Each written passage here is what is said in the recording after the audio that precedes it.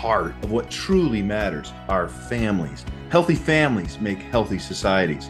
I'm Randy. And I'm Leslie. We're diving deep into the powerful insights of Dr. Randy's groundbreaking book, The Family Legacy: Shaping Culture from the Inside Out. Hear inspiring stories and strategies to transform your family.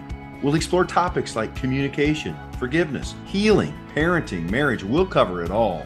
We'll have provoking conversations with experts, coaches, and real-life families who are benefiting from intentional family building. This podcast isn't just about theories, it's about tools that you can implement today. We all come from families, so this podcast is for you. Join us on this incredible family journey. Subscribe now as we learn to do family as God designed. Transforming families one episode at a time. Remember, whoever wins the family wins the culture in the end. Let's go. Hi there. Welcome back to Transforming Families with Randy and Leslie. I'm Randy. I'm Leslie. And here we go. Yeah, we are launching into our family equipping segment. And today we're going to bring to you, or at least a broad stroke overview of what we call the ritual protocol. And we're going to talk about what a ritual is, right? Yeah, a ritual is, it kind of sounds a little weird. Ooh, ritual. Witchcraft? No. No, a ritual is a habit. It's a regular practice that has just become so regular that it's a habit. It's a ritual. Yeah. And it's the third of our 6 major protocols in the book, The Family Legacy: Shaping Culture from the Inside Out, and our work with families. And it really is what we call the meat and potatoes of the family journey, especially creating a place as our children are growing up. When they're older and maybe moved away, there are some other challenges, but this is still a really, really valuable time. And so why don't you just read right out of the book? What's the purpose? I'm just going to read this right out of the book too. Yeah. And I just I don't want anybody to tune out thinking, oh, my kids are grown. This episode doesn't apply to me. We didn't start implementing this particular ritual until our kids were grown. You guys, most of you know our backstory. And we do our rituals over Zoom because our kids are all over the country now. Yeah. So don't tune out. You can do these. Be creative. There is a way to implement this into your family. But here's the purpose.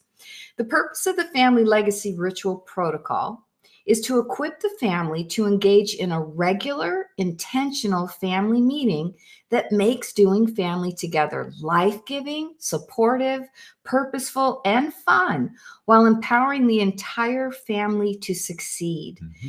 It's an intentional and loosely structured gathering where families build memories, learn lessons, share life, and honor God as appropriate to each unique family dynamic.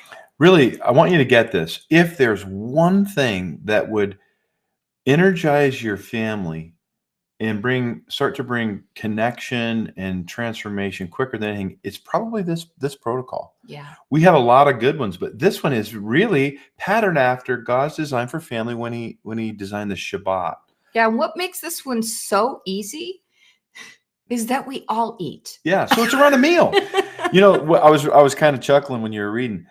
The words family meeting and fun, life-giving, supportive really are probably an oxymoron to a lot of people because that wasn't their experience, perhaps, growing up. I mean, what was your experience growing up? Yeah, that's a great question. We grew up, Randy and I grew up in the 60s, and dinner was every night. That wasn't an optional. Dinner was served at 5 o'clock, and you'd better be there. You didn't get to eat supper. Yeah. And for some people, that regular gathering around the table, it has wonderful memories.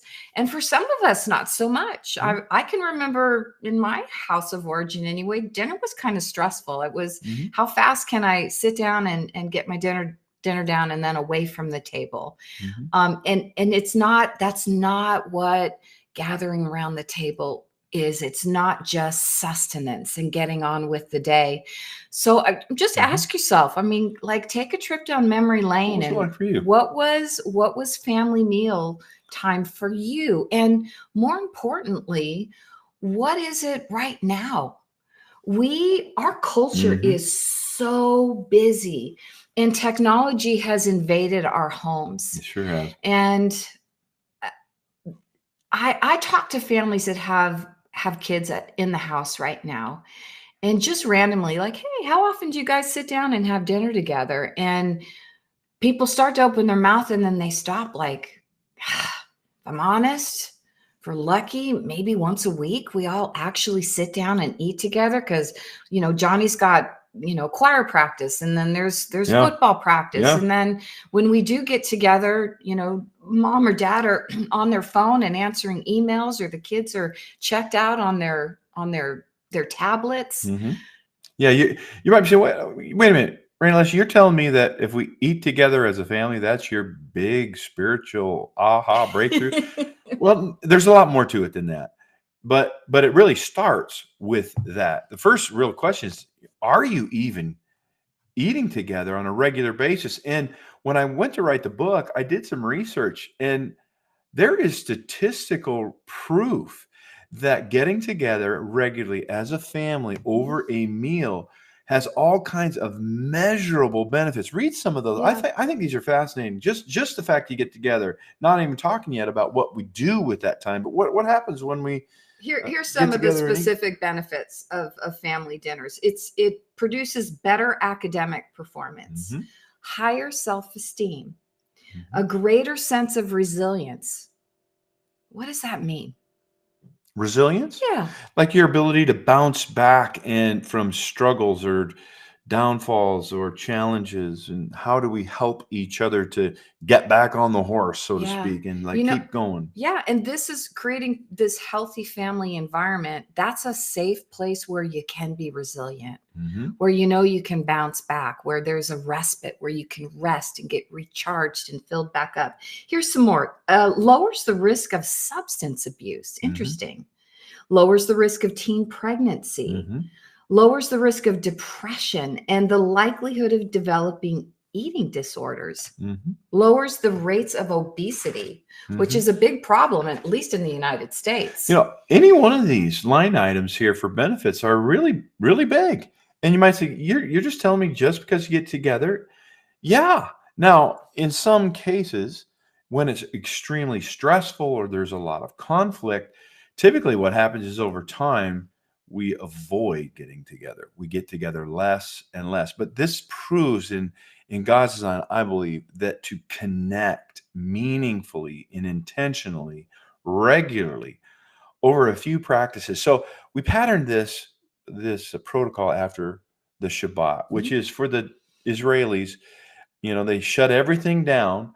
Business shuts down. Commerce, for the most part, shuts down, and people get to their families and they do a few things. They have really good food.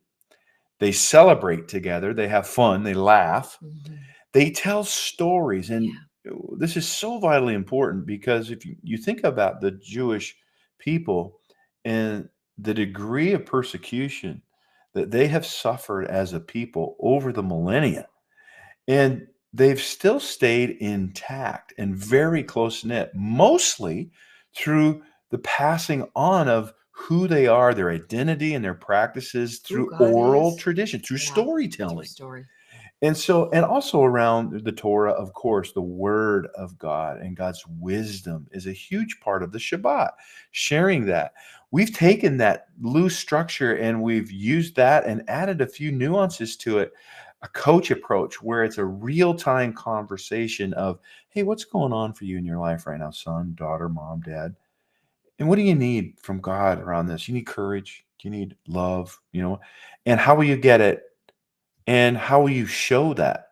And what are we doing? In all of our protocols, all six and all of the exercises, the whole goal is this thread of weaving in how do we pass on and instill the character and nature of God inside our children? Yeah, and God's, what do you always say? The cloaked in simplicity. Wisdom is Yeah. cloaked in Yeah. simplicity. Something as simple as gathering together and having a regular meal together.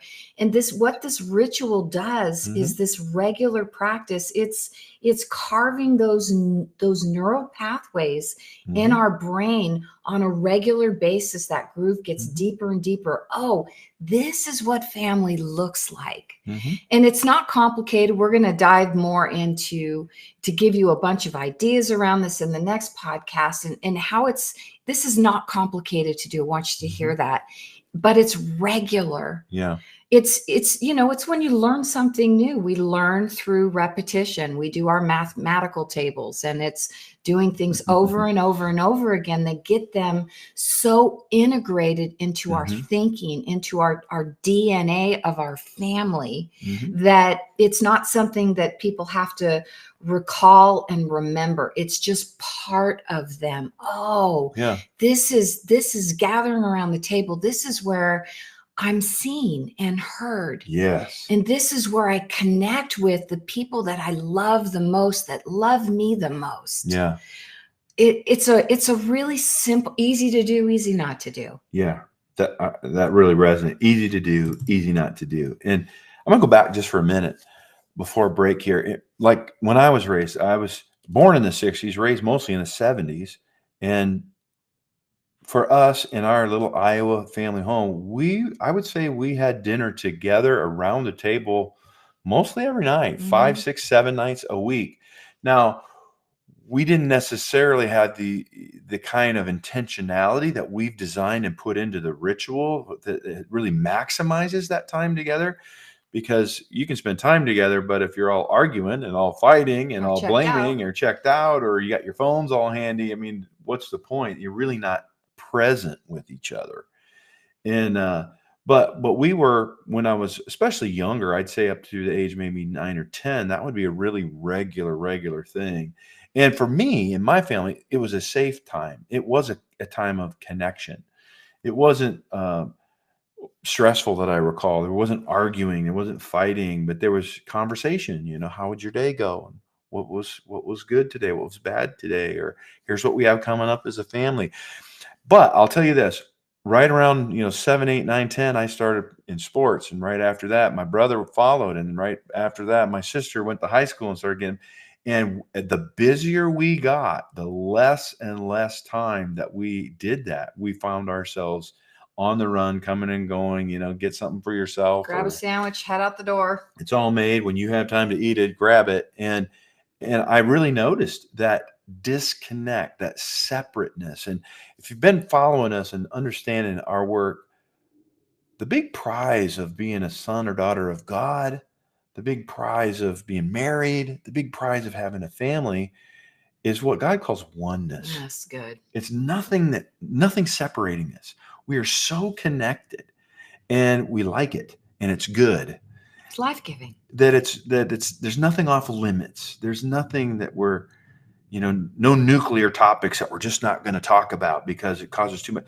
No, oneness. And so I really did notice a disintegration, I think, or is the right way to say it, of that level of connectedness and oneness. The busier that we got, Right. the more we were apart. Well, you think about if you either came from a family or you've got multiple children in your family. When they're little and they're home, right? They're playing together. They're one story of Randy's is making an ice ring in the basement. Yeah. But the kids are playing together. If you're homeschooling, your kids are together. But the older they get, especially if they're sent off to public school, they're really not playing with each other. They start to gain their own autonomy, and that's not a bad thing. Right. But then how do we stay connected? And remember, guys, God put every single one of us in the families that we have on purpose.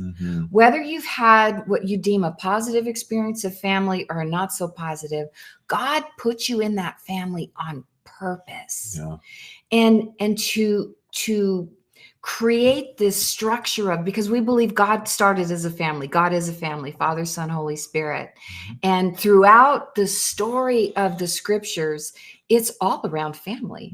And at the end of the age, there's going to be a family. So being intentional around this gathering around the table, that is the one time, because we all have to eat, where we are together and we can share our lives. And it doesn't have to be this super long, complicated thing. We've developed a really easy format to follow that's not hard. It's very natural, but it is so life-giving and connective. Yeah.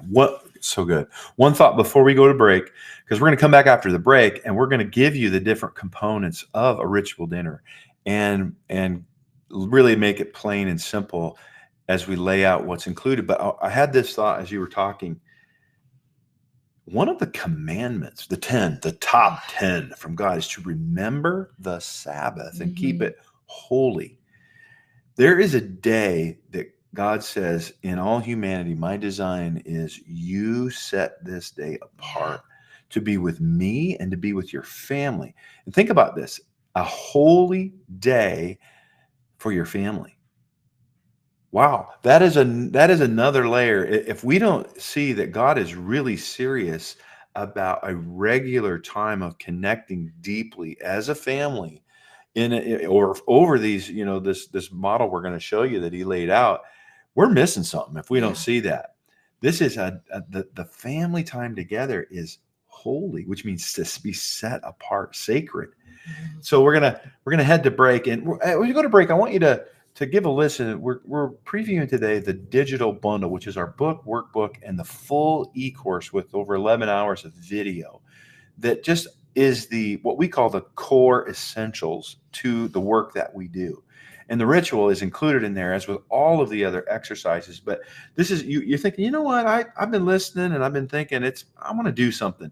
Well, if you're ready to take action, that's probably the first step that is, besides praying and asking for God's help, is to get the digital bundle. So give a listen. Introducing the Family Digital Bundle, a powerful collection designed to transform your family's journey towards healing, growth, and thriving.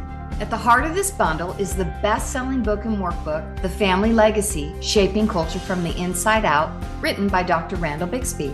With insightful wisdom and practical advice, these resources offer a roadmap for building a strong family legacy that shapes the culture of generations to come. But that's not all. Our Family Digital Bundle includes an e-course, over 9 hours of how-to videos, equipping you with practical tools and expert guidance to help your family. Imagine your family, a place where love, growth, and connection come together. Isn't it time to build a better family? If not now, when? Invest in your family. Order the Family Digital Bundle today by clicking the link below or visit our website, thefamilyreformationproject.com. Hey, welcome back. Transforming Families with Randy and Leslie. We're in the middle of our third protocol, introducing the ritual protocol, which is this regular family gathering around food in a way that God designed to really be able to instill God's character, nature in our family and in our generation. And here's the thing about all of our protocols.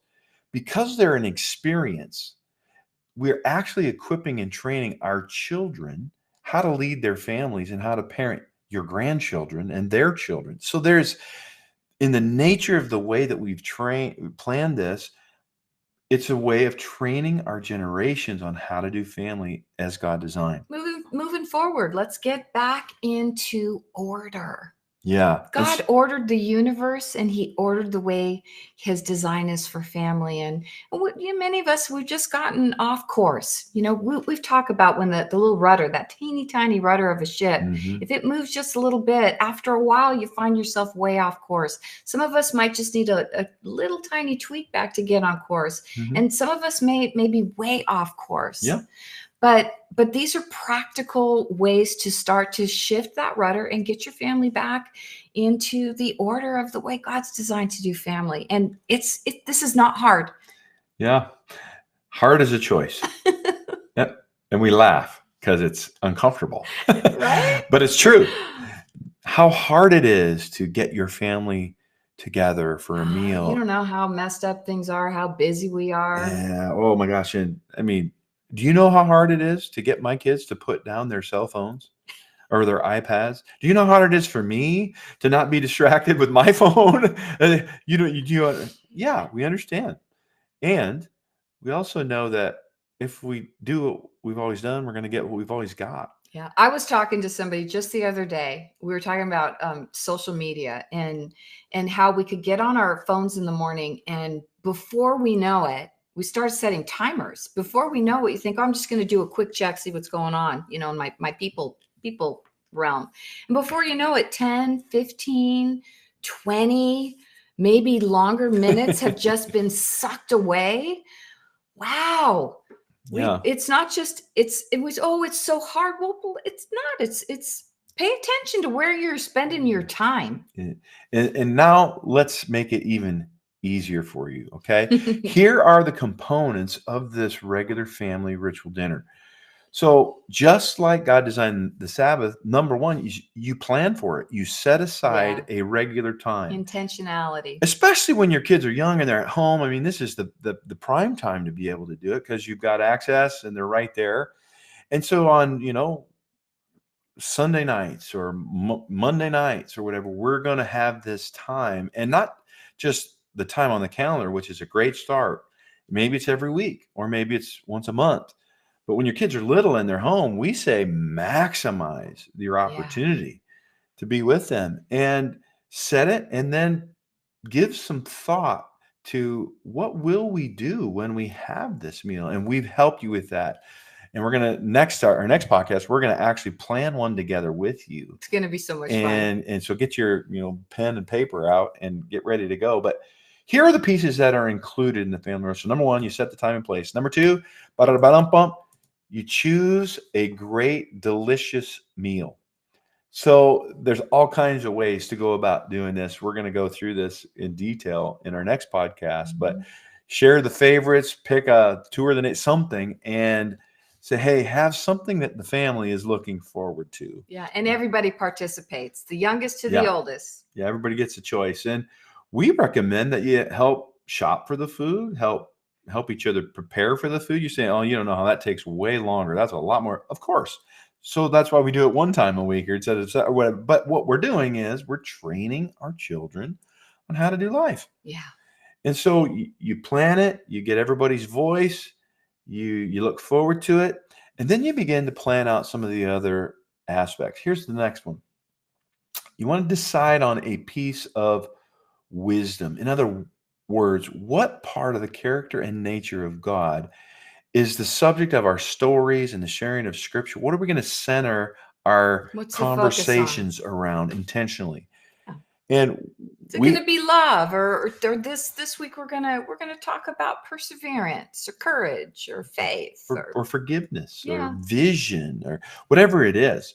And we like to use our family crest and our family motto and all of the coat of arms, because in the identity protocol, we went through this already and really got clear on who we are as a family. And so in the character and nature of God, right? How do we demonstrate that? And so we go right up and look at one and pull it off. And then number one, we share a piece of wisdom. Like, what is a scripture that talks about courage? I mean, what is it? 360 something times. I think it's like 365 times, something close to that, like one for every day, where the scripture says, fear not, don't be afraid, and have courage.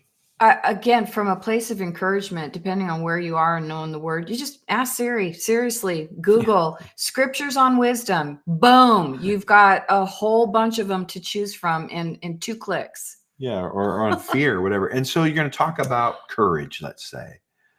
That's the character quality of God that we want to talk about. Maybe there's something going on with the kids. So maybe somebody's sick in the family. Maybe there's bullies at school. Maybe there's, uncertainty for mom and dad doing a job change. And so there is a little bit of fear present. And so we're going to take that right head on. And that, how do we, with love and with courage, we're going to, and so we share the word, and then we share stories around courage. So mom or dad or whoever's leading, grandma, grandpa, families look a lot different today. Begin to share a personal story about a time in your life where you needed courage or you demonstrated courage, and you learn from it and it went well, and you share deeply and authentically. Yeah. And this doesn't have to be a long share.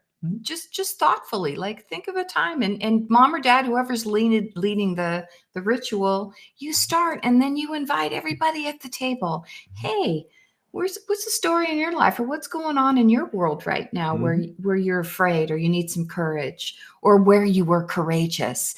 Well, I'll tell you what, this is such an amazing way to see who your family members are. Yeah.